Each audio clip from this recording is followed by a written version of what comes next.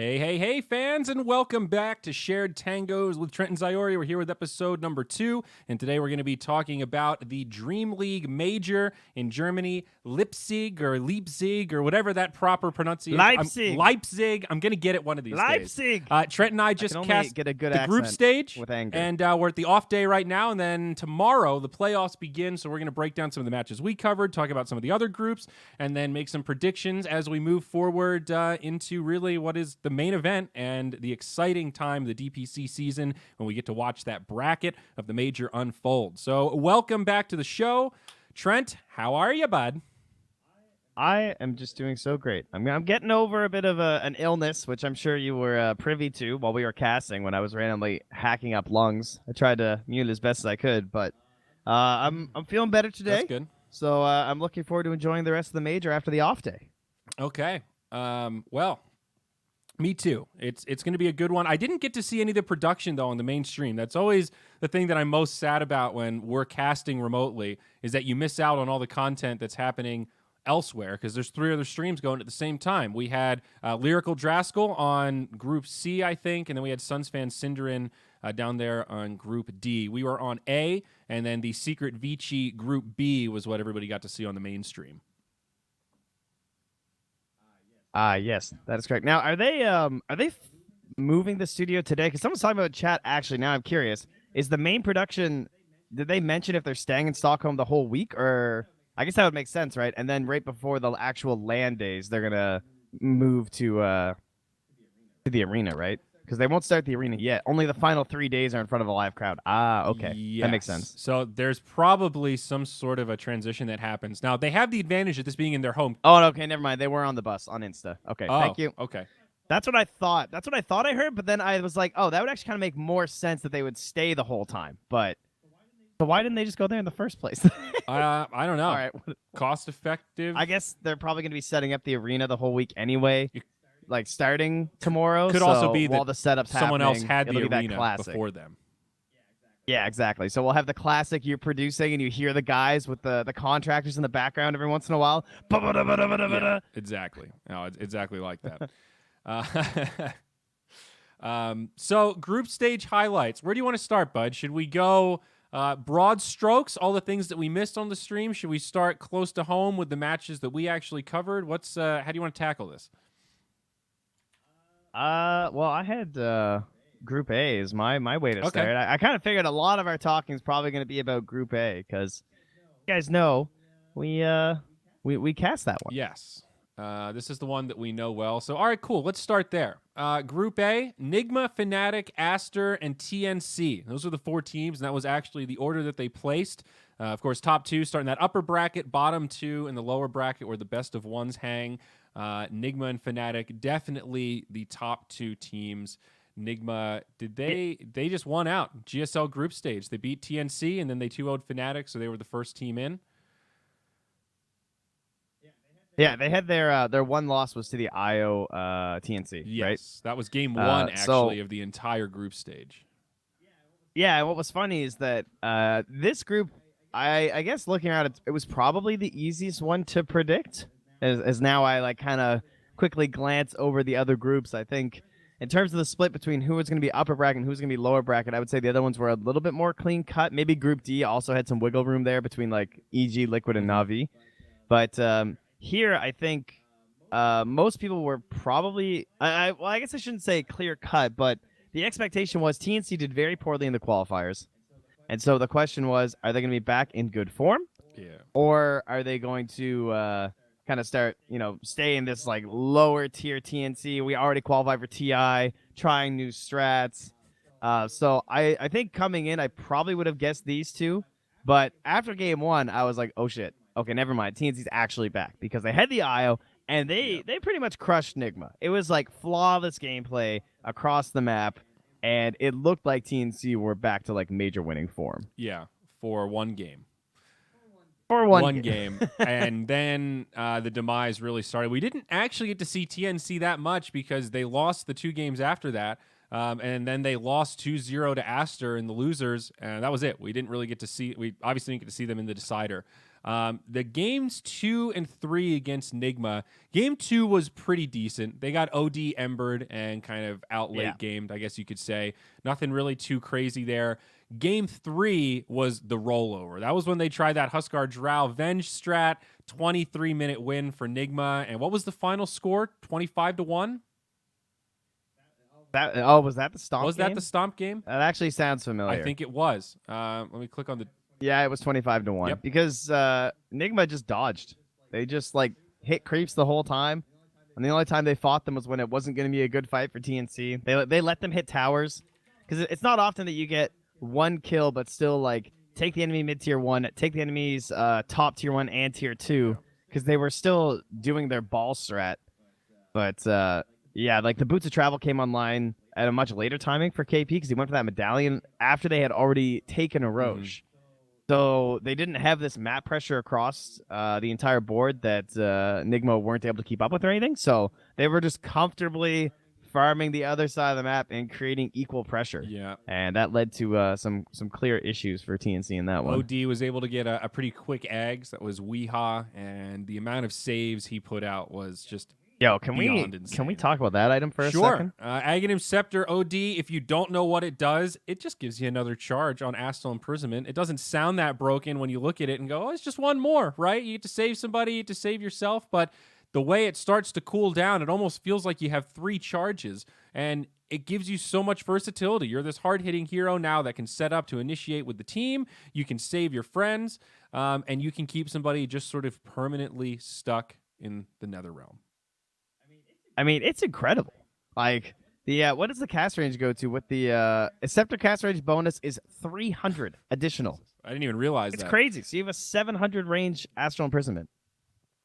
It's insane. It's way too strong. It actually reminds me of the old position 5 ABBA, where the range on Mist Coil was just too much. You see how far he's sitting back, and you can't help but feel like that didn't really cost him anything. This was a pretty low-risk heal that he just put out. Same with OD. He sits in the way back and has a super low-risk save for the team. I think the range on that is probably going to get nerfed. I mean, the range is crazy. I mean, anytime you can buy a instant Ags on a hero, it generally leads to questions of like, oh, okay, hold up. Yeah.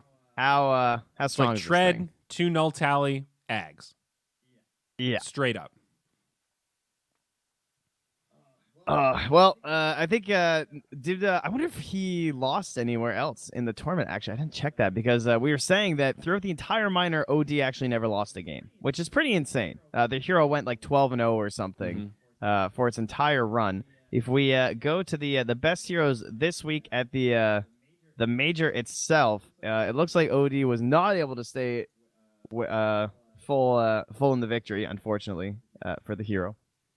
See, it wound up. Where's my World of Ari? Oh, he got picked 12 times and he had a losing win rate. That's surprising. 41%. 5-7.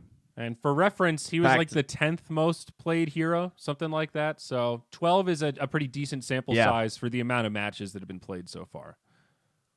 Well, it makes sense. What would happen, right? Is that like you watch the minor as teams waiting for the major. You look at the heroes that are being successful, and you start practicing up this OD, and everyone came in ready to pick a lot of OD. It also got banned in a ton of our games. Felt like it was like constantly banned. Yep. So most successful is the Disruptor. Not really surprised. He's 3rd most played, 17 matches, 70% win rate. That's pretty gross. And again, same story, right? Aghanim Scepter is the name of the game. You do need one item before that. Generally speaking, we haven't seen too many disruptors be able to get away with the straight Ags, though it did happen, I think, in at least one of the games. Tim's did it several times, yeah. I think. Tim's usually does because he rushes the Thunderstrike, and then they had the Naga when he was doing it too. Right. But to see a hero with 17 picks, 71% win rate, and first pick, that is, like you can just first overall disruptor, and teams are happy to get him, and he still has that high of a win rate is a very scary sign. I'm with you on that one, man. Lich also up there. He had a 50% win rate, but a very popular. He's the safe support right now. We see a lot of teams open with when they don't want to grab ABBA or Omni. Yeah, Rubik, not so much, eh? I guess he was picked a lot by like Aster, so some of the teams that maybe were in the lower tier of their group, but it's true. I remember Fade playing him a number of times. Yeah, they pick him a lot. They practice him like the whole time leading up to the major too. But like Slark did really well too. Lots of picks, over 60% win rate. Doom was 60% win rate. Tiny was a 77% win rate after 13 games. So also slaying We it. saw a We saw number of those plenty. tiny matches also. Yeah. GH played it a couple times, right? Some big tosses. These mobility heroes still seem quite popular and hard. Not too shocking that Io was the most banned by far. 32 bans. Doom, Slark, a lot of Timbersaw bans. 27 Timber bans. So certainly, I'm guessing he was probably popping off in a lot of the scrims. I feel like I see him a lot in pubs right now too, at the highest tier. A lot of people are picking him, but it makes sense that he is matching up well against a lot of the heroes they In pick. our group, he was definitely banned more than played.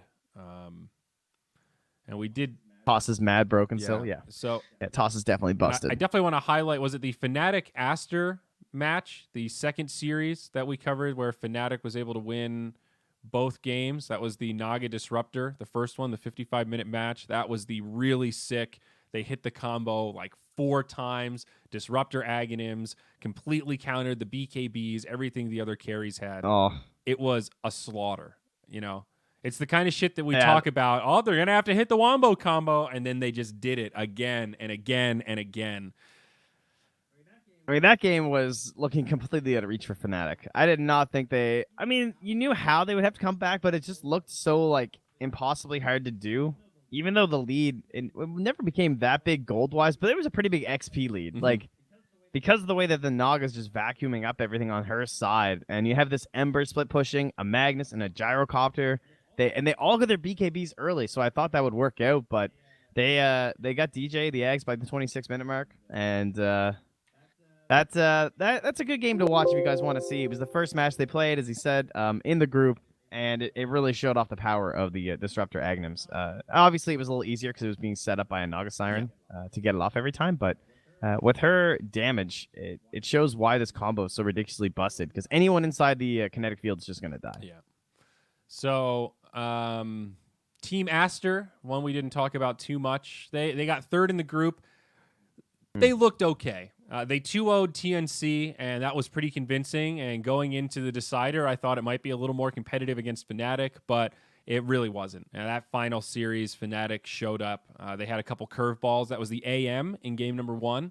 And then they picked that Lion in game 2 alongside the PL and just kind of took over against that Timbersaw Lone Druid. Yeah, a bit disappointing for Aster because they got like 2-0'd right at the end by Fnatic, but by at least 2-0ing TNC, that means that instead of having to face up against Reality Rift, they're going to wind up facing up against Chaos, and I think I would rather take Chaos right now in their current state when it comes to a best of one. So, still a valuable series to win in that losers match. Yeah, no doubt. What do you think about Darkseer right now? We saw him played twice in the groups, both times by Nygma. Mind control. He did have some big plays. We saw some big vacuum setups. What's your thought on this hero overall? Is this just one of those truly, hey, this guy knows him better than anybody else and they know how to make it work? We saw him banned maybe a couple of times, like when they had Ember, stuff like that. I think he still has his big combos that he works with. I just want to point out some people say I might be echoing. I know. Just so you know. Okay, just checking. Don't want to ruin our beautiful audio quality here. Yeah, it's okay. It's okay. I was actually just loading up a replay before we were starting too, where it looks like Secret actually did a Yapsor Darkseer. I don't know if obviously we didn't get to see this because we were casting Group A and all our matches were happening at the same time. But so they gave it to Yapsor. Zai relentlessly fed in the off lane as Mars. But they kind of had like this double offlaner thing where like you had Yapsor cutting and pulling to start things off, and then he just jungled a lot of the time. He'd come back to the lane, maybe toss an Iron Shell, then he'd just go back to the Radiant jungle, even moving down to like the southern part of the jungle eventually. And even though it was a bit of a rough start with the kills, he kept up really well because you can just farm so fast as that Darkseer. Yeah, good call. So Mind Control only played it once, and this was the second pick on Yapsor. You're totally right. I, for some reason, thought Mind Control had played it twice in the games that we saw. Man, I want to go back and watch this Secret replay now. This is pretty sweet. Guardian Greaves, Crimson Guard, Net, Lotus Orb, Blink. It's a great kit for a little Darkseer. I mean, when you think about it, he actually benefits a lot from some of these earlier neutral items too. Just because like he's a guy who has to be in the front line to try and get off those vacuums. So having additional cast range is obviously amazing. Every bit of cast range on vacuum makes it so much better. So maybe you can get yourself the keen optic. He's happy with any of the branches, any of the jellies, even a mango tree. The guy has massive mana issues. Being able to carry on a stack of mangoes will give you so much more farm on this hero. And what's interesting about his build though is that he went 4 Iron Shell and 3 Vacuum. So the whole thing about Darkseer that's made him look broken recently is just the Surge, right? Like abusing teams that don't have stuns. You're trying to turn all of your teammates into Storm Spirit, essentially, where you try and catch people out without these low cooldown spells. But the way that Yapsor did it was we're trying to vacuum people into the arena and vacuum people into the Chain Frost. Okay. That's a pretty sick Wombo combo. Yeah. I like that they play Dragon Knight too. We asked for Dragon Knight a couple times, and I was starting to worry if that was really outlandish. And it's a little bit reassuring to see Nisha play a dominant game with a DK, show that the hero's still alive. But yeah, to your point about mind control, that is a guy who is, you know, toppest tier of Darkseer players. So certainly expecting them to like continue to play it all the time. As they're always going to look for that game where if it gets to that point where the AoE Surge comes out, then it just feels impossible to win. They show that off in the minor. The whole game Surge is nice for like enabling one guy, but then I mean, as Reroot's pointing out in the chat, AoE Surge is busted. They had to move it from 20 to 25, still feels busted. And it feels like everyone gets to 25 a lot easier now too. So you can actually you can't draft around a level 25 talent, but at the same time, you can actually expect to kind of get there. It's realistic. When those first came out, it was pretty outlandish for a lot of heroes. It was a laughable idea. Okay, Disruptor Aghanims is broken. How many games does he get in Aghanims? And now that's not laughable at all. You pretty much know he's going to get it. You're relying on him getting it relatively quickly because you're going to give him some space to farm, as you mentioned that Tim style. God. I hope the same thing doesn't happen to 70-minute items. And we're all like, oh, what's the point? We're never going to get to that point in the game. That's never going to happen. And what if suddenly this patch slows down and we get 70-minute items every game? Oh, God.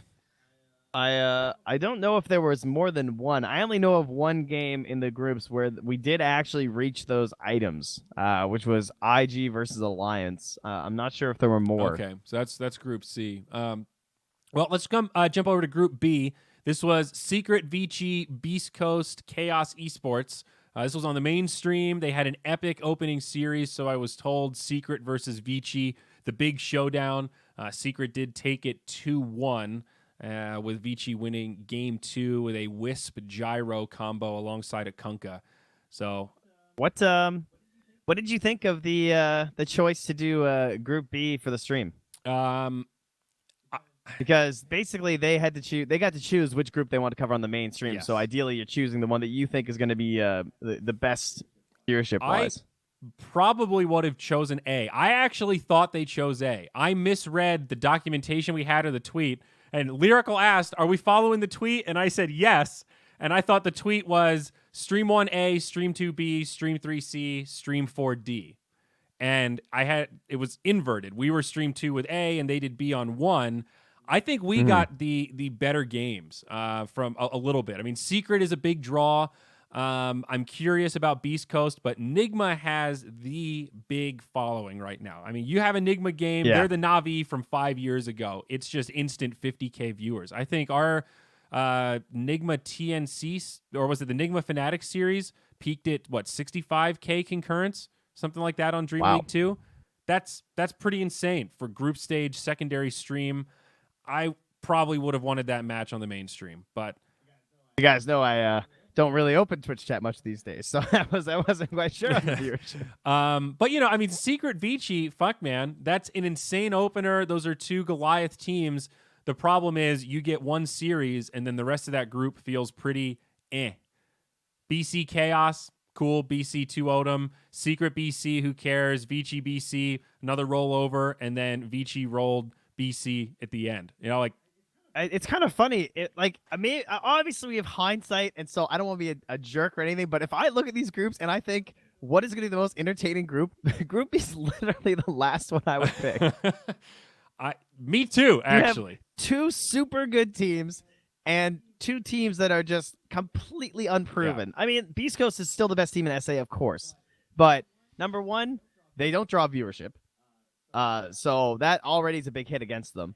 And number two, you don't really know which Beast Coast you're gonna get. Like, sure, they 2-0'd Chaos, but they 2-0'd Chaos. Do you have any idea what happened in that series? I thought that would be a pretty easy 2-0 for Chaos. That was the upset of that group that caught me off guard. They were pretty quick games too, 33 minutes and 37 minutes.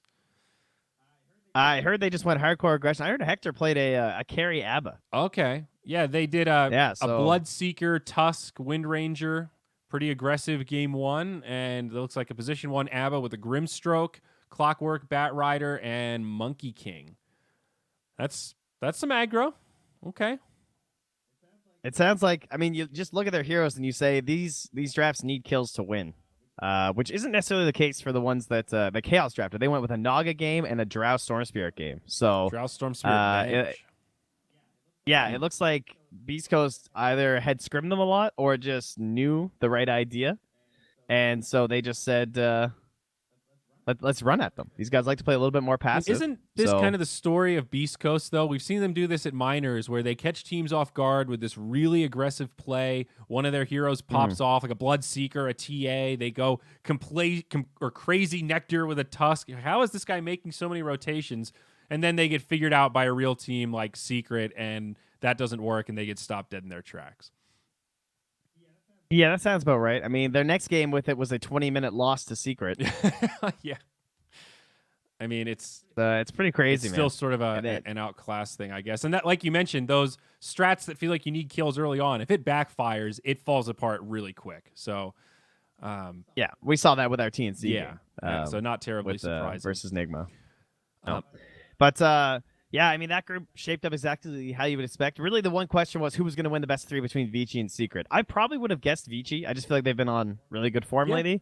But the game three went to Secret, so that means they're just basically, gonna get first in the group, and then Vici have to play the extra series to get their second place. Yep. I wonder how that worked out in the bracket. That meant that Vici wound up versus IG for the inter-regional battle, and Secret got Fnatic. So at least there wasn't some weird result in another group where it was like good to lose or something. I think this is I would rather play Fnatic over IG. I think IG are very good right now. So interestingly enough, that game 3 is the one where YapzOr played the Dark Seer for Secret to win. Yeah. They also had a Slark, and we were talking about Slark counters when we were casting. Vici actually did try the Yang Axe. They also had a PYW Shadow Demon, which kind of sets up well for Axe right against a Slark potentially. Is that counter a counter? It doesn't look like Yang had a very good game. I don't know if Axe really stops Slark. It's okay in the lanes, right? You can sort of catch him, but it's not the final answer. Well, they had 4 melee heroes, so I can see why the Axe looked kind of tempting. Like they're gonna be clumped in the arena, so it's kind of hype. Okay, But you probably have to watch the game to see just how well it worked out for them. Looks like it stayed pretty even until about 20 minutes, and then they lost a bad team fight, and Secret just started taking over, as they tend to do. It is hard when the group stage goes by so fast like this. It is. I like the fact that it makes the bracket a little bit more enjoyable and easier to watch and everything, but by nature of us casting an entire group, like I'm never gonna get to watch all of these games. Like I'm still gonna go back and watch some of them. I've already watched some of them, but I'm never gonna see EG 2-0 pain. But maybe I don't need to when the second game's only 18 minutes long. So, all right, Group C, Invictus Gaming Alliance, Reality Rift, and Virtus Pro. For those not familiar with Reality Rift, that's Southeast Asia. Team is Drew, Alacrity, KYXY, Hustler, and Nuts. Hustler. Who the hell's Hustler? He was a Mongolian player. Okay. I don't think. I wonder if he was on any of those those old stacks. According to like Liquipedia, no, it's not cataloged. So his lifetime earnings from prize pool is about 1,600.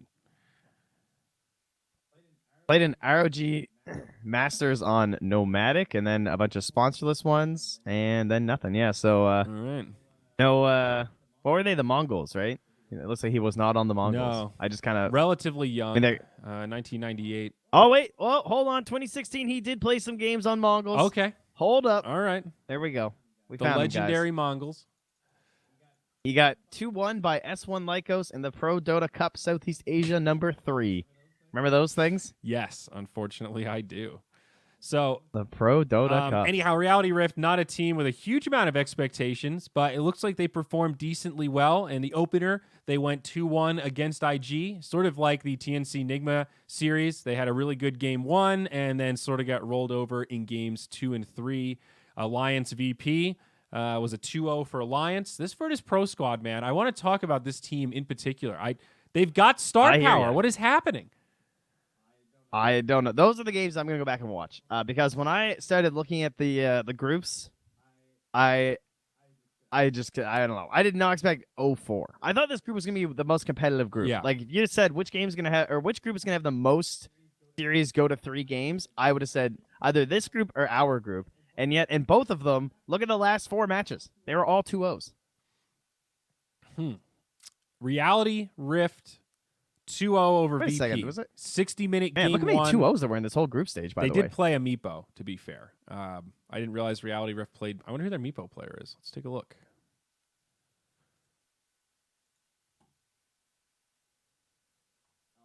Oh, apparently I'm out of sync Uh-oh. with the video. Sorry, guys. I mean, it doesn't really matter. No, it doesn't. I also don't know. I can wave and talk, and then it'll be like, now I'm talking. Whoa. It's like I'm doing magic and stuff. Method Quando, the legend. Alacrity playing the Meepo. Okay. Guy's pretty good. I But might yeah, have, I might have Virtus just fixed Pro. your sync, but we'll see. Okay. Shit. 0-4, dude. Not a single win. I mean, let me just remind you guys, this is Epileptic Kid, No One, Rezo, Save, and Solo. Pretty 5 damn good players. They were just at Singapore. Yeah, dude. I mean, No wasn't One that bad. Resolution Solo should be 3 players with enough history and accolades and just general experience that they could carry 2 players with less experience. And I guess that's sort of what they're going for, but has not come together. I really want to watch that 2-0, though. I want to see what happened in Game 2 in particular. 42 minutes. They hit him with a Leshrac TA against a Death Prophet, Dazzle, Naga, Disruptor, Underlord. Dude, if we were casting that game and I saw that VP draft, I'd be like, Trent, this is a real draft. Disruptor, Underlord, we're drawing Venn diagrams. You got Naga to carry it, DP to take objectives, or the Dazzle to tie it all together, top everybody off, make them unkillable. There's no way that they lose this game. That is a U draft. This is like a draft you would draw up. It seriously is. I'm going to go back and watch that as soon as this podcast is done, dude. All right. I love it. I might join you for a little bit. But, yeah, I guess the question will be, do they have the same problems they had before, which was giving Rezo good games? It's going to be, we'll have to compare it to at Singapore because Rezo really stood out in those games as, like, not being enabled. And frankly, just playing pretty poorly on some heroes, especially like the puck and stuff. It looked like he wasn't really that comfortable in the role quite yet, which is understandable. Yeah. But, you know, it's you gotta start shaping things up once the major comes around here. At the very least, you don't get knocked out in groups here, so they will have another chance. I was casting their lower bracket match in Singapore versus Na'Vi, who they did 2-0. So Okay. That's I mean, something. Na'Vi just topped their group and beat EG and Liquid. So VP are not like total bums. For sure. I mean, it's like one of these teams that could absolutely pop off when they hit that number right. So Group D, Na'Vi, Evil Geniuses, Team Liquid, Pain Gaming. This is my runner-up. I think if I were selecting groups for the mainstream, I'd probably want A or D.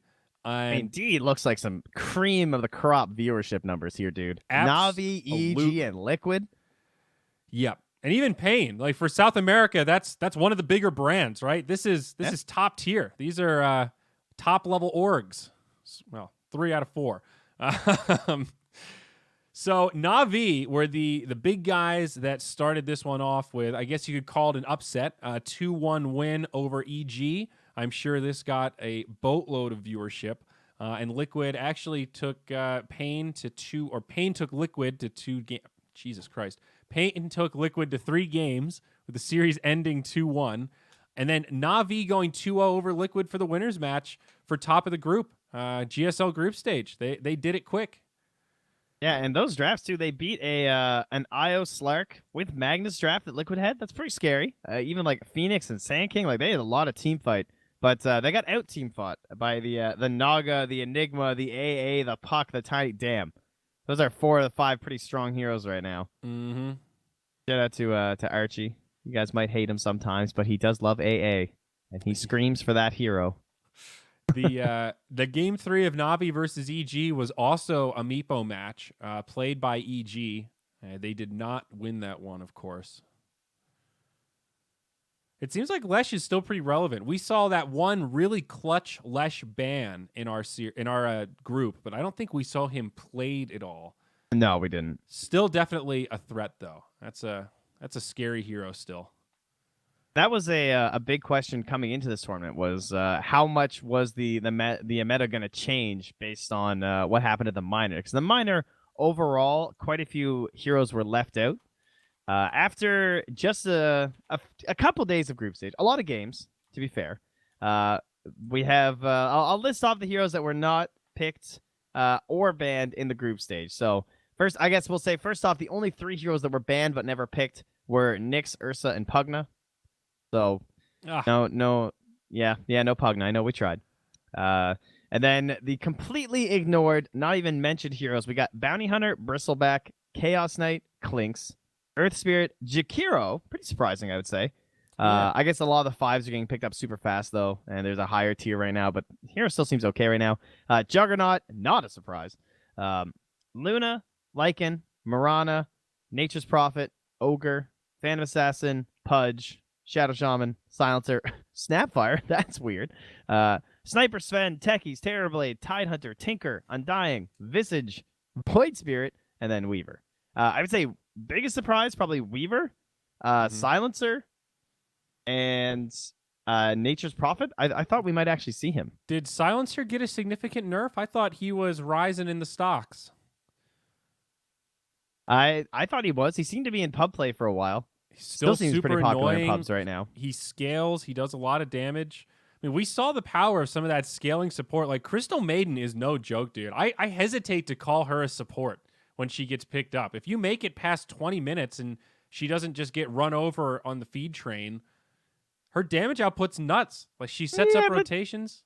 She's still so squishy, dude. I don't know. Is she, though? We saw until they got those double rapiers, there were a couple times where they focused the CM and she still channels her ultimate for another 3 seconds. I mean, she's beefier now than she's ever been before. With the ultimate. I will say, despite all those heroes listed, it's still it looks like it is. We've still picked more heroes already than the minor did, so we got that going for us. Okay. Looks like we had 84 heroes picked at the minor, picked our band, and then now we have 92. Okay. That's promising. None of these heroes can brawl. We need brawling heroes. I would say the games weren't complete brawl fests.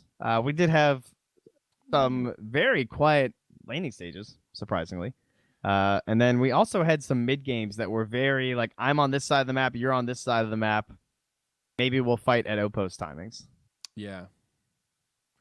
The flow of the game still feels pretty good to me right now. And you're seeing teams not like run towards bounty runes. It's sort of refreshing to see teams prioritize positioning where they'll grab one rune that's really quick and they're not going to run out of their way to the outpost to immediately grab the rune. They just sort of let it sit and they focus on controlling the greater area, knowing that they can always go back for the rune if the enemy can't move in. You know, there's a lot more high-level play than just, I see rune, I get rune. There's also a lot of like trying to predict which one that the enemy team's going to go for, smoking for that. We've seen like these really weird standoffs where they're like kind of going for the rune, but kind of not. They're like lurking in the jungle nearby and they'll bait one guy. So teams are still kind of figuring out exactly how they want to play this patch. I think when it comes to the whole like mid-game outpost and bounty rune timing. We also had a couple of games where like the team that was ahead wasn't getting either of the outposts because they were prioritizing things like a tower at the time, and then the enemy team takes advantage of that by sneaking in one support, usually smoked. I do think that needs to go. I think if you're smoked and you start capturing the tower, I think you should like instantly appear. Yeah, it breaks the smoke to capture it. It's pretty cheesy to be able to do that. I agree. I think my issue isn't so much that you're capturing it while smoked. It's that after, because like even if you instantly appear, if someone were to click right away, TP there, they're still going to arrive after you capture it.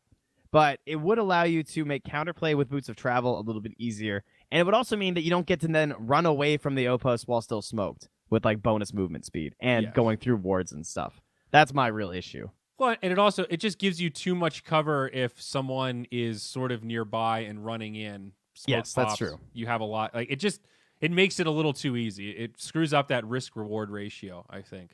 But at the same time, should we really be trying to make punishes for attempts at comebacks right now? Because as people have pointed out, the comebacks are still a little bit rare, even though we got some pretty wild events with them, thanks to like repair kits. I know I saw you guys mentioning there was one game the repair kit seemed to have really won that out. I believe that was the Na'Vi game, where people were very excited for that. Did you see that one Ice Ice Ice play we casted made the front page of Reddit? We got clipped, bud. We did. We cut down except the tree. The top comment stole my comment. Because like right after the clip ends, I say, it's like this guy's played a lot of Timbersaw or something. And the top comment on the Reddit threads is the same thing, but they cut it off. You got hosed. I got burnt, dude. You sure did. They're still angry, bud. Oh, that's life. I laughed. I thought it was pretty funny. Yeah. I don't know. My general takeaway right now is I'm really sick of two heroes that are kind of doing the same thing and both have a similar subpar win rate around 41, 42%. It's OD and Phantom Lancer. These weird late game kind of, and I guess sort of Naga, though, because we're seeing her mixed in with these team fights, it's a little more entertaining and creative, I guess. It's like the critical mass, and then PL gets to this point where I don't really know if they can kill that PL now. Hey, look, OD just kind of two-shot somebody. Both of them just seem a little too cheesy and unfun to me right now, but I guess their win rates would say that they're not super, super broken. Yeah, I was a little surprised to see the win rate of the OD. I thought that was going to be higher. Maybe it's because he's moved up in the pick priority, so he doesn't get picked up as late, but I thought PL would be too. 7 games, 43% win rate. That's not great. Well, considering most of the games we saw, he also won. Yeah. Even though he was getting like first phased. Yeah. I mean, Fnatic lost one game, but they also won a couple too. It looks like Reality lost some games with the PL. Liquid lost some games with PL. Quite a few losses from Reality. Yeah. Oh, wait, hold on. Are you looking at the full? No, wait, no, that's all this week. Never mind. Yeah, I'm looking at this week. It's not that many games. Yeah, it's really not. It's only 7, eh? So Alliance also destroyed a PL with Zeus. They had 2 games where you had a rough one. Yeah. And I guess Slark is the hero that is more objectively broken in terms of not really having a lot of hard counters. It's pretty easy if you know you want to draft Slark, ban out the Bloodseeker, whoever else you don't like against him, Doom, whoever else has that big lockdown, and Slark is really hard to deal with. 16 games, 63% win rate. Yeah, insane. He wound up the highest pick ban out of the whole tournament so far on LAN. He's 93%, same as Doom, and higher than Disruptor, IO, Omni. But Slark has a 56% win rate, and Doom has a 44%.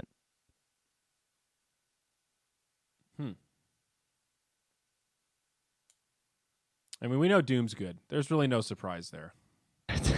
We had some pretty wild Doom games, dude. Yes. I mean, I think the hero's good. Not that he can necessarily win every game, but... I mean, Fade, I think it was Fade, tried to win that game by himself, and he almost did. Was that when he picked up he eventually got the Ags, right? He was right-clicking pretty hard? Yeah. I'm pretty sure that was him. That sounds familiar, where he kept getting the Dooms onto Savage. Oh, yeah, that was definitely Fade. Yeah, dude, that game was crazy. That was the Savage AM. I think that was the game's... All right, let's talk about 23 Savage for a minute. Let us discuss. We're going to loop back to Group A and really hone in on Team Fnatic because he has become that poster boy for Flame. I think Group A was the most intense group in terms of fandom. Nygma and TNC, crazy hardcore fans. Fnatic, pretty hardcore C fans. TNC versus Nygma, that was some of the most toxic fucking shit I've ever seen in the threads, in the the Twitch chat, all that stuff. Savage got a lot of the heat. A lot of the heat from which was the really bad series? What Was it? Oh, the Nygma It one. When they got versus Nygma when they got 2-0'd. 2-0'd by Nygma. Yeah. Dude, he played a pretty good Dusa in the first game. Then he played that PL in the second game. And, man, they were fucking savage on this kid. You were defending him, saying, like, okay, it's a team game. You know, it's not all his fault. You know, he made some misplays, whatever, until we got to game 1 of Fnatic versus Aster. And, yeah, then I said we could go in on Savage. And you had a moment where you did a little Trent soliloquy and said, all right, guys, I'm with you. All flames on Savage. And they still won that game, which was really the crazy thing. I mean, that moment, that was his team is taking a team fight, and he blinks into the back line of a team fight in the middle of, it was like a Doom, a Bane, and a Lina. Like, he literally blinked in between the 3 of them. He just gets Nightmare, doomed, and dies. Or almost died. I think he might have even got... No, he did die, for sure. He got doomed and died. I think. But yeah, I mean, I will defend him from the first series, because I don't know how. I mean, I guess DJ's got some sort of privilege or something with the Reddit community, but literally he had 2 Echo Slams the entire game, and somehow they managed to just flame 23 Savage the entire time. I agree. He didn't play amazing, but he's not the first person I'm blaming for game 2 versus Nygma. Yeah. He has to go in first with this lineup. That's just how it works. Him and the Necrophos have to be in there, and then you need this counterplay from the Lich and from the Earthshaker. It's not like, I don't know, maybe they could have tried just like Hurricane Piking in the Viper or something like that, but someone else was at fault in that game. And game 1, the whole team strat around the Medusa was also strange, but as pointed out, yes, DJ did absolutely destroy game 1. But we will say that. Love that. It's weird. Game. What happened? He fell off so hard. It was one of the biggest, like, amazing performance to terrible performance. I've never seen it swing that hard game to game before. I wonder if there was something specific that happened, or if Nygma sort of had his number and started playing around DJ a little bit better. Just look at what happened between the 2 games, right? You had game 1, he was a Crystal Maiden that rushed BKB in a game with no BKB cancel. That's pretty easy. Okay. Obviously, he played amazing, but he had all the tools necessary to play amazing that game. Game 2 is the complete opposite. He's an Earthshaker playing against Zeus. What else? It was like Zeus, Slark, Chen, Tiny, Omni. Yeah, like you have mostly the main issue was like trying to play versus the Zeus, right? It's pretty much impossible. And then also have to worry about, because like the vision happens, and then the Tiny's gonna jump on him every single time. So I get it, but you still had to make some play. It's also we talked about this a lot, but the Slark Zeus on the same team, Nygma was so good at destroying vision in that game. Fnatic was blind for a disgusting amount of that 55 minutes. And Earthshaker is one of those heroes that gets sort of compoundingly worse the less vision you have, because you're 100%. just scared. You can't initiate on anything. And you can make big plays if you have that intel. So you're making some good points. There were a lot of things working against DJ in game 2. I'm always the first one to point for vision in pro games. I think vision is by far the most important thing when it comes to pro matches, because they are the best players in the world at capitalizing on information. That's what makes them so good, right? Sure, they have great reactions and everything like that, but the whole idea is that they understand Dota at such a high level, and they have such specific strats. The only thing that's usually missing is just knowing what their opponents are doing and what their own strength is at that moment. Pardon me. So, anytime that you can find either vision giving heroes, that's great, but denying vision is it's like almost more popular. Just knowing, or more powerful, like knowing that they have no clue where the 5 of you are sitting at that moment is just like so much power. It actually just gives you a chance to breathe, even, because you know you're safe when you're sitting there as that Slark. And it puts additional mental strain on the opponents. I mean, it's after 55 minutes of dealing with that constant just paranoia of no vision in the back of your head, and knowing that you have to think harder about where you're going to place your wards to try to avoid dewarding. Like, it just totally changes the mental dynamics of the matchup when they have so much dewarding, Zeus and Slark. I mean, if you've ever played, like, you're playing hard carry, and your supports aren't warding because you're playing with slacks, and he doesn't buy wards. It is way harder to carry and to get gold without wards. It's just that simple. Like, the whole map is dark. You just never know where they are. And Nygma were doing a great job. We talk constantly about just, like, staying off the map the entire time. There were so many times in that game where I just never saw the Tiny. All right. If I'm just looking from Fnatic's point of view, they can't see anything. So they never know when he's just going to jump and initiate on them. And on top of that, they had the Chen recall. Yeah. So they're just running around, and they have early boots of travel in the Zeus. I think it was Weehaw's first item that game, I'm pretty sure. Yeah, he and even so, died a couple times because of it. The PO was able to chase him down in the jungle because he had no save, no getaway, and those kills didn't really matter because the BOTs enable Zeus so much to just move around the map, shove out lanes, show up to team fights. It's a disgusting item on that hero. I would legit be worried about them bringing out this strat again with the Zeus. I feel like this Zeus Slark is like terrifying. It's especially with an Omni Knight too. You've got this great kind of saving core that enables the Slark. It gives your squishy lineup a little more longevity in the fights. I think the Omni and Chen having the double regen is really a key part of it also, so you don't just get run down. It's just a great draft from Nygma, really. Yeah, all right. Very, very impressive stuff. I mean, and Chen's still busted. I wonder how Chen did. Oh, that's a great question. Did he do all right? I'm still selling Chen high. Hey, he went 3-1. That's pretty good. He only got banned twice. What is wrong with people? I would have expected a little more love for the Chen. Arc Warden had a 100% win rate. They have 4 wins. I think Secret played it at least once. Yeah, they beat Vici with it in game 1 of that opening series. You know what I'm liking is these Night Stalker wins. 4-0 it looks like on the hero. We had some Night Stalker games. I think we only had one actually, right? Where they played a position 1 on Team Aster. Yes. But it looks like Vici played it as well, and so did EG. Curious who played it for Vici. It was Yang. So he played it in the safe lane, and they did off lane with Paparazzi on the Gyro and an Io. That's pretty busted. That was their win over Secret. And then EG, they played it on Ramses in the off lane. So not the position 1 that we were privy to with SCCC playing it. Dude, Arc Warden might actually be a pretty legit hero right now. It was not played by just Secret. IG played it twice, and one of it in a really convincing win.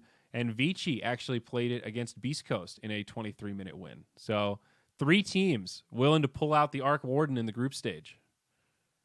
Arc Warden is the most disrespected hero of all time. I don't know how this hero is not more explored. It seems insane to me that we don't have more Arc Warden games. I still think he is a really dumb design. I hate the idea of the Tempest double just being able to run around and farm stuff without really any risk. Hey, it's a lot of gold. You give a lot of gold. Hold up. Yes, but it's still low risk. It's like a lone druid bear, but has the powers of a hero. So it's still... his risk-reward ratio is still completely fucked compared to like every other hero, I think.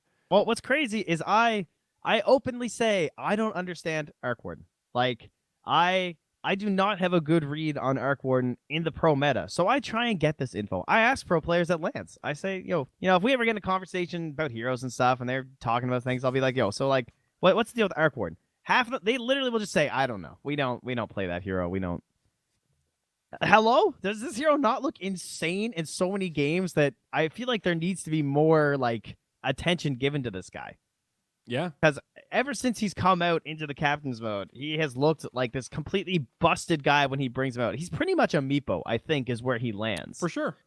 No, definitely. He's in that category of really weird kind of non-Dota-esque hero that he's so unique with his mechanics. It's sort of like Meepo, Invoker, Arc Warden. There's another one I'm missing. Those are techies. Those are the big 4 that I always think of. Is just they're weird, man. They're real weird. I still can't believe how little play it gets. It's gonna be like the complete opposite, right? They're gonna add Void Spirit, and the guy's gonna be in every game until he's nerfed into the ground. Yeah, I'm just saying if we get to like an up or IG Vici, right? Let's just move into the playoffs. So we've got 4 upper bracket matches, the best of 3s: Nygma versus Evil Geniuses. Then IG versus Vici Gaming, Secret versus Fnatic, and the classic Na'Vi versus Alliance. Of course, completely different rosters, but still brand-on-brand history there. Very cool that it just worked out that way from the groups, that they're one of the opening matchups in the upper bracket. But IG versus Vici, I think Arc Warden is first ban material. I've got a paint net document open here, and we're gonna fill out some of this bracket. Okay, right? Let's do this. We're gonna have a podcast bracket. You guys are welcome to enter your opinions here. Let's start with IG Vici then, because that's where we are. We need to find some fantasy site where we can fill this shit out and then people can like brag I about. tried to find one this morning and it didn't really work. Yeah, I'm sure it exists, but not really. But okay, we'll do it manual. I'm fine with this. Yeah, I got this. Don't worry. Next time we'll make a contest and stuff for the next minor and major. We'll make it happen. I'll get you guys some giveaways. I'm on it. We'll talk to those guys at Blink and be like, "Yo, we need a bracket." They were all in on it, so we'll make it happen. All right. So, IG Vici. Now, obviously, we haven't gotten to watch a lot of the games. So, take this entire bracket prediction with an entire humongous thing of salt. Big grains, huge grains, but we still have big brains. So, we'll have to make our best guesses here. As great as IG are, and I really want them to do well in this tournament, I'm still heavily favoring Vici here. Do you have any thoughts on that? I think these China on China matches are really hard to predict unless you're somebody that follows that scene closely. Sort of, it reminds me of South America. That's true. When those teams within the region play each other, weird shit happens. The meta goes a level deeper while they're trying to predict each other because they have this history and this familiarity. I think that'll be a great series. I think Vici is probably the better squad, but IG have turned up in the group stage. So this one is close to 50-50 for me. I would say like 52-48 in favor of come Vici. on. I don't think that you're giving way too much credit to IG. I love them. Did they just have an easy group, you think? Is that the whole thing? I just think Vici are like probably the best team right now, personally. Okay. That's the only thing. I mean, they're good, but didn't IG just step up at a big event? Am I totally confused? No, they did. Yeah, I mean, they did. They came second at the first they major. won the summit. Yeah, and they came second at the first major after coming out of the minor. But VG just won at Singapore, and they've been dominating in their inter-regional matches in China. Okay, so I admit I haven't really looked that closely at inter-China, so maybe I'm a little bit off. I'll concede that one. So what are your numbers? You going 60-40 Vici? Oh, sorry, I said second. I mean third, right? Third. Yeah. But anyway, blah, blah, blah. What am I, what? My numbers? Like 60-40 then in favor of Vici? Because it's upper bracket, sure. I'll go 60-40. Okay. So, Yeah, but we're both if it going was lower Vici. bracket, it would be like 75-25. Okay. I feel like the pressure is just like not quite as on in the upper bracket, so maybe you end up slacking a bit too much. Okay. Nygma versus EG. And now, coming into it, I was a little worried about Nygma because at the minor, there were definitely some games that looked like they should have closed out a lot easier. But they had some problems. But man, they impressed me a lot. After that first game, they lost to TNC. They were pretty clean after that. Again, still some mistakes, but way less mistakes than they showed at the minor. Okay. I would say I'm actually favoring them over EG because EG just continues to not necessarily prove themselves. Like losing to Na'Vi is a bit rough. But after you lose to Na'Vi, you just have to beat Pain and Liquid, and they went 3 games versus Liquid too, including a 22-minute loss to Liquid. And Na'Vi did 2-0 over Liquid. Yeah. So I guess by that logic, then I'm into to take Nygma. I actually am Miracle as well. Guy's pretty good. I would love to be contrarian, but I really can't argue with that group stage logic for EG. I expected them to kind of dominate that. I think most people did, and Na'Vi showed up the other way. So we'll see if Nygma now I'm can gonna do mess it. up the damn drop downs in the bracket. I hate doing this part of it. So you used to be able to do this on Liquipedia for TI. They would have that bracket contest. I wish they just do that for all the other events. Yeah, but then you gotta do all the little typing things. I hated doing that. Yeah, that's true. Putting all their codes. Secret versus Fnatic. I mean, come on. I'm just putting Secret. Secret, we even have to talk about this. Pretty heavy favorites, but isn't there some history here? Is it that Secret has knocked out Fnatic of a whole bunch of events in the lower bracket, or is it the other way? Don't these two brands have a sort of a rivalry in terms of getting matched up and eliminating one another? The only rivalry I think of for Fnatic is always ending up against the other C team. Well, that has also happened a lot. Okay. I feel like that's what happens. Well, I mean, never looking mind back then. on Fnatic's history, it looks like they just kind of get knocked out by everybody. They got Liquid knocking them out, VP knocking them out, Pain knocking them out. Secret did knock them out of the major. They 3-0'd them. There's that. Well, that's I mean, that's not quite a That was rivalry per Dream se. League But Season 9 back in 2018. okay, yeah, I'm full of shit. It's not the other way, is it? Secret getting knocked out of stuff by Fnatic? Yeah. No, Secret just wins stuff. So Yeah. Well, except TI. But other than that, they do quite well. Such is the life. Na'Vi Alliance. The people have spoken. They have gotten the matchup they wished for. I mean, it's really not the same at all. But What are you talking about? Isn't Bulldog playing? Are you sure? isn't Dendy gonna show up? You think he's gonna make an appearance? Are they gonna pull him in and be like, guys, we've got him? Dendy's gonna cast El Clasico to bring it full circle. That is the kind of shit Dream League Bring would back do. Fnatic. Knock Fnatic. How has this Alliance squad looked recently? I guess you have to favor Na'Vi for upsetting EG. We're going to really upset Na'Vi fans if we don't give them an edge in this matchup. This new Alliance squad has looked pretty good, but they didn't have the hardest group, and they did get 2-0'd by IG. So to me, they're like a top 8 team, not a top 4 team. And Na'Vi is feeling like maybe they could make a run at this event. So I'm going Na'Vi here, bud. I also wanted to pick Na'Vi, so I'm glad we don't have to argue about this. I do think this will be what's going to be the closest of the upper bracket matches? Probably this one, right? Is that fair to say? I think Nygma, Vici IG, but we disagree there. So I think the China on China matchup is going to be 3 intense games. Okay, all right. What you think it'll be Na'Vi Alliance for sure? I think that's gonna be the closest one. I feel like Nygma and EG would be my second pick. I think VG are just gonna roll IG. I think Nygma and EG will get the most viewers. Will it be the most entertaining Dota? I don't know. Do you think? Or do you think? I guess it depends what time they're all played at, right? Let's see. Let's predict viewership as our nice production guys that we are. Because I'll tell you, the Nygma EG is the first game of the day. It starts at 5:30 a.m. my time, so which 2:30 is 2:30 a.m. your time. Yeah. So all America will be asleep. Yeah. Viewership. Boo! All They're right. hitting EG with the jet lag schedule. Yeah. Okay. By comparison, the Na'Vi Alliance game is happening on the next round, 3 hours later, which is going to be 8:30 my time, 7:30 Eastern. So still no American viewers, but that'll be like midday for Europe. Yeah. Na'Vi Alliance is going to be hype. Okay. That might get the most viewers. Oh yeah, Secret Fnatic's also on that 5:30 timing. Huh, interesting. So let's jump down to lower bracket. Remember, this is best of 1 elimination. So we'll quickly list the matchups, and we're going to go one by one. Beast Coast versus Pain Gaming. Interregional. Aster versus Chaos Esports Club, EC. Another regional matchup, Reality Rift versus TNC Predator, and then Liquid versus Virtus Pro.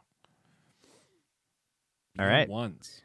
Well, let's start at the top then. Beast Coast over Pain. We just take Beast Coast. We don't even discuss. No discussion allowed.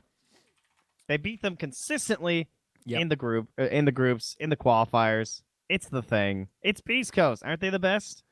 In a best of 1 especially, I would definitely bet on Beast Coast. Aster EC. But wait. It was a trick. Pain did beat them in the qualifier itself. Oh. They came first place. See? Go Blue was onto it. Now I'm not gonna lie though, I'm still favoring Beast Coast. I do still feel like they are the stronger team. Even if Pain did come first. Maybe I'll be proven wrong. But obviously, Beast Coast have already started to kind of turn it up a little bit at the major itself.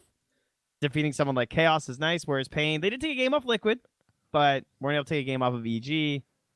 So I'm gonna take Beast Coast, but it actually should be a better game than maybe expected. Day 1, tomorrow's gonna be so hype.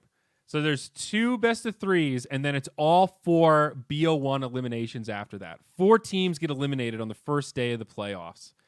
All in a row. They don't split it up. So, I'm going to wake up and watch some Elimination Dota, dude. This is hype. Oh, that's how they're doing it. That makes sense. Yeah. All right, cool. That's a long day 1, but, dude, those 4 final matches will be sick. And I think the Beast Coast Pain Gaming will be a good game. You know, the best of 1s tend to be real hype, pretty conservative Dota. What about Aster Chaos then? Yeah, what are you thinking? I like Aster. Aster have impressed me. The word I wrote down for them was potential. I Okay. feel like I actually saw some of their potential in their games. This might be biased because we had them in our group. Yep. And even though they obviously didn't win out and wound up in the lower part of it, I think they had good games versus Fnatic that they probably should have won. And they obviously 2-0'd TNC in dominating fashion. Mhm. And then they also had some games like they probably could have won game 1 versus Fnatic, maybe not game 2 so much. Actually, game 2 they were winning too with the lone druid. Yep. So if they can clean it up, I feel like they can definitely do it. Whereas Chaos, obviously we didn't get to watch the group. Chaos got 2-0'd by Beast Coast. Chaos got 2-0'd by Vici. That's not saying anything. Pretty much 90% of the teams here will get 2-0'd by Vici. So Yeah. that's kind of whatever. But personally, I'm taking Aster. I am as well. I want to see Chaos step up. This is a team that I've internally been cheering for. I want these players to do well.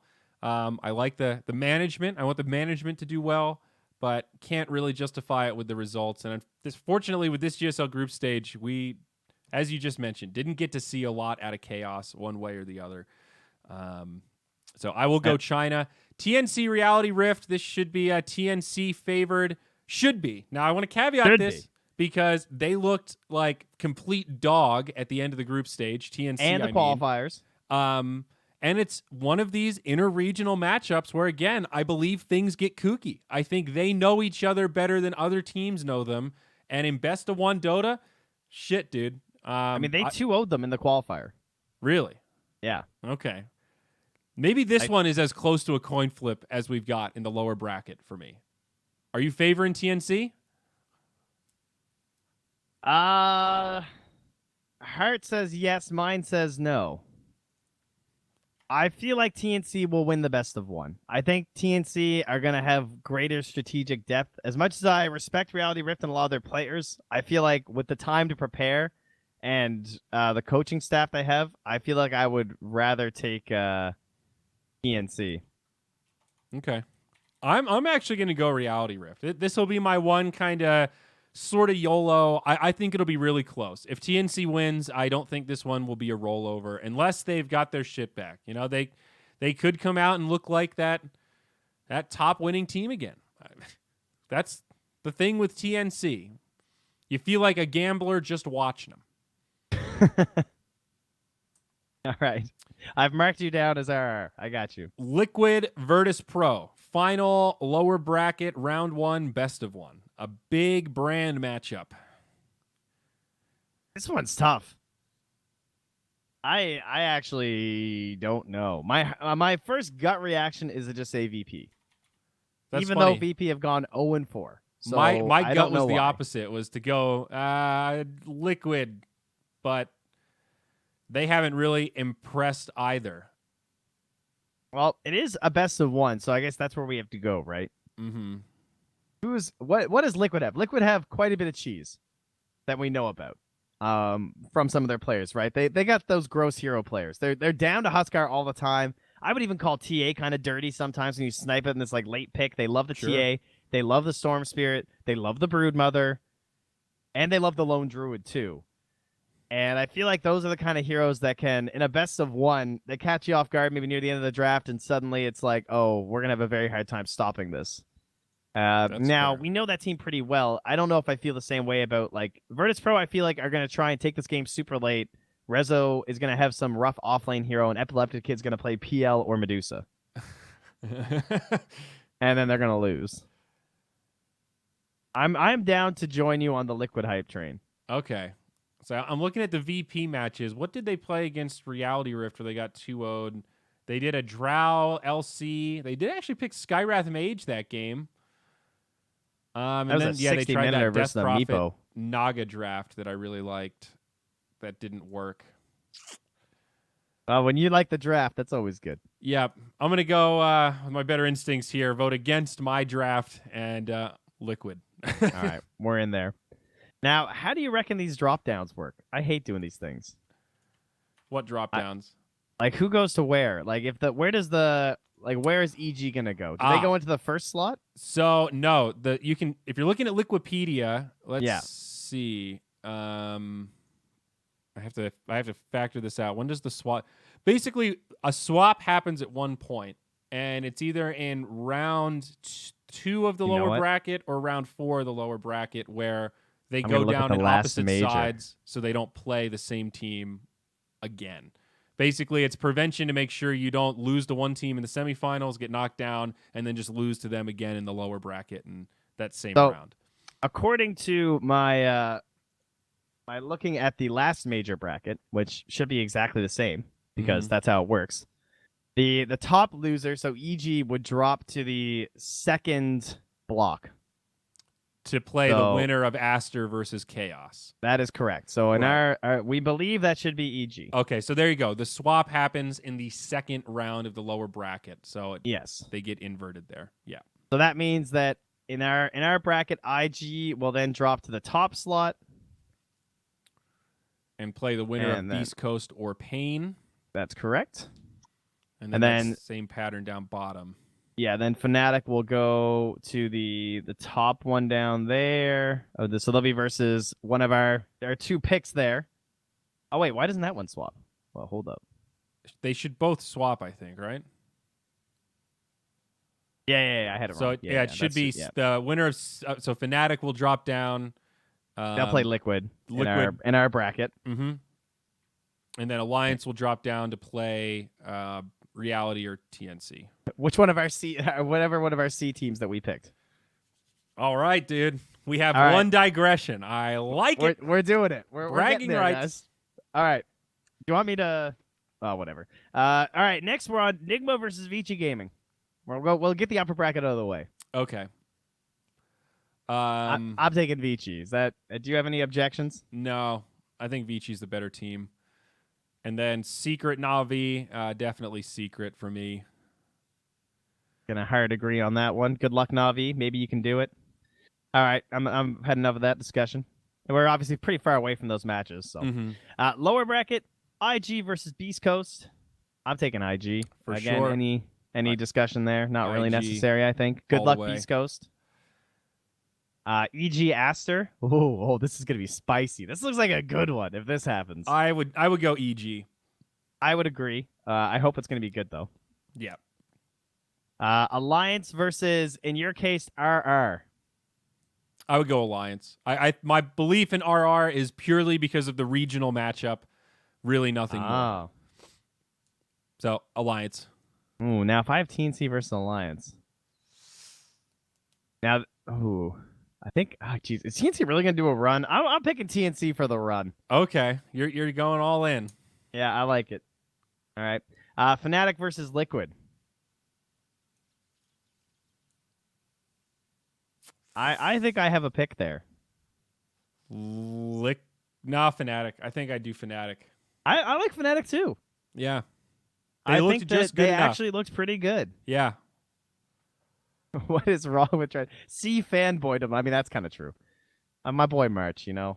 I mean, I also have Liquid fanboydom though too. So, and I'm still taking Fnatic. Yeah. I mean, we always get stuck on C for the TI qualifiers, so I feel like that ingrains bias into us. Stuck on being gifted. Are you suggesting that other casters don't want to switch their entire time zone?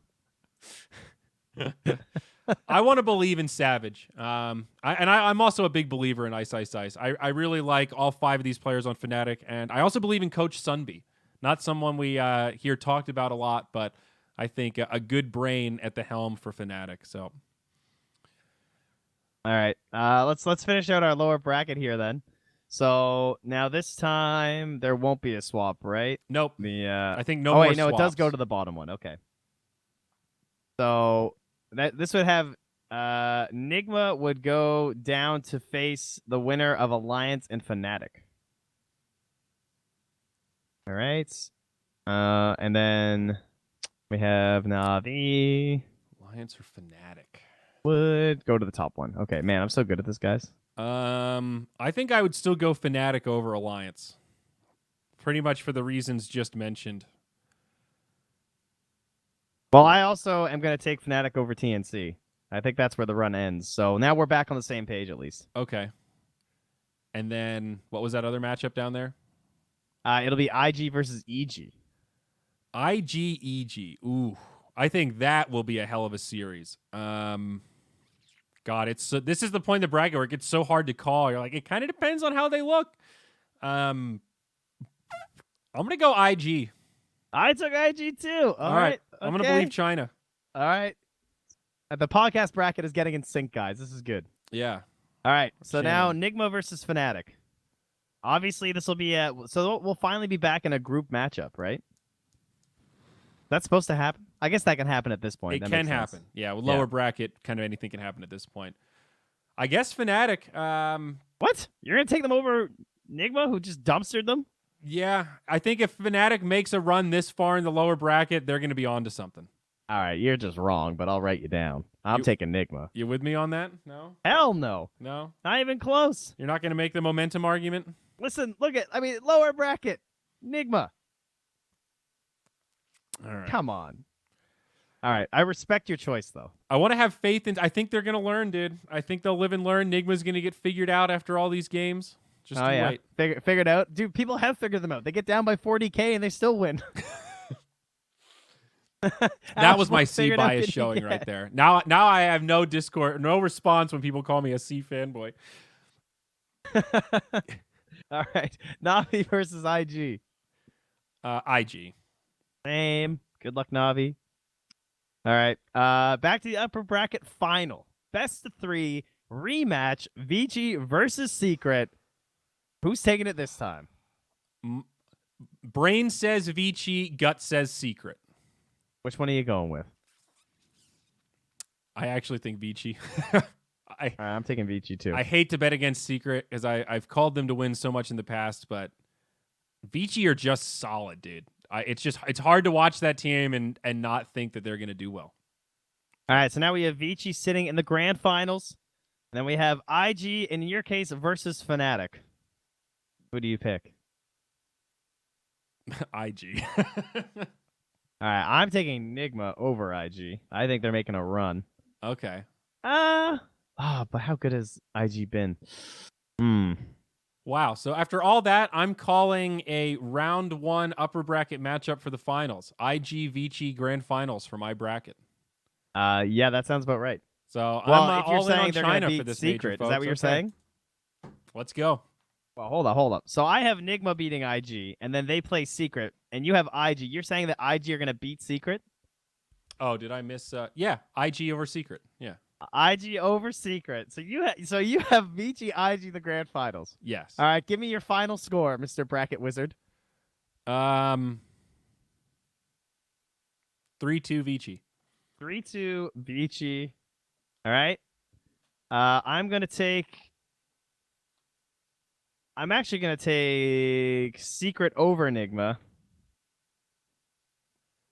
And I'm gonna say 3-0 Secret. 3-0 Secret. A bold one, yeah. Whoa. That's what I'm gonna go with that. A 3-0. Okay, I'll give him a hold on. I'm gonna adjust. I'm gonna give him a 3-1. Okay. I mean I think statistically that's the here. safe bet, isn't it? I don't know. That always happens.